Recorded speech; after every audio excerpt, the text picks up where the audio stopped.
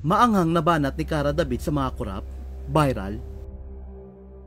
Mainit na pinag-uusapan ngayon sa social media ang veteranang journalist na si Cara David dahil sa kanyang maanghang na banat laban sa mga kurap. Kilala si Cara David bilang isa sa mga haligi ng broadcast journalism sa bansa.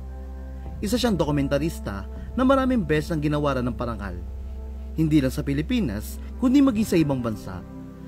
Sa kanyang mga programa at ulat gaya ng Eyewitness, nakilala siya sa pagiging matapang sa pagtatalakay ng mga isyu ng lipunan, mula sa kahirapan, edukasyon, kalusugan hanggang sa katiwalian. Sa panahon ngayon kung saan ilang sikat na personalidad at maging ilang mamamahayag ay nadawit sa kontrobersyal na flood control issue ng DPWH, gumawa ng ingay si Cara. Matatanda ang ilang kilalang journalist ang nakaladkad sa issue ng flood control issue dahil sa pag-interview nila sa mag-asawang kontratista na sina Curly at Sara Diskaya. Ngunit taliwas dito, nananatiling matibay ang reputasyon ni Cara.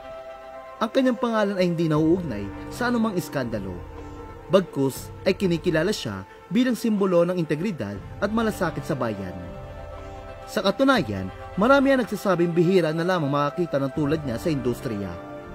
Isang mamamahayag na inuuna ang katotohanan kaysa sa pakikipaglaro sa kapangyarihan.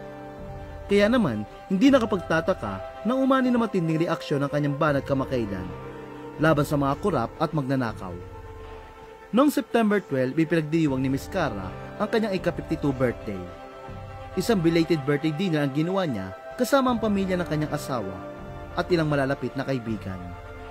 Karaniwan, kapag may nagsiselebrate ng kaarawan, tinatanong kung ano ang kanilang birthday wish, madalas good health, pera o isang bagay. Ngunit ang sagot ni Cara na in-upload mismo niya sa kanyang social media ay hindi nga pangkaraniwan. Sa halip na material na bagay o personal na kahilingan, birthday wish ni Cara na ang lahat ng kurakot sa Pilipinas. Aniya, sana mamatay lahat ng kurakot sa Pilipinas. Agad na nag-viral ang video. Sa loob lamang ng ilang araw, umabot ito sa mahigit 435 reaction, 33,500 comments at 124,000 shares. Karamihan sa mga netizen ay nagpahayag ng pagsang-ayon sa kanya. Nanawagan pa sila sa itaas na i-priority ang wish ni Miss Cara at okay lang daw na hindi matupad ang birthday wish nila ngayong taon. Basta matupad lang ang wish ni Miss Cara. Biro naman ng iba na baka wala ng politiko ang matira o biglang maglaho kung matupad ang wish ni Miss Cara.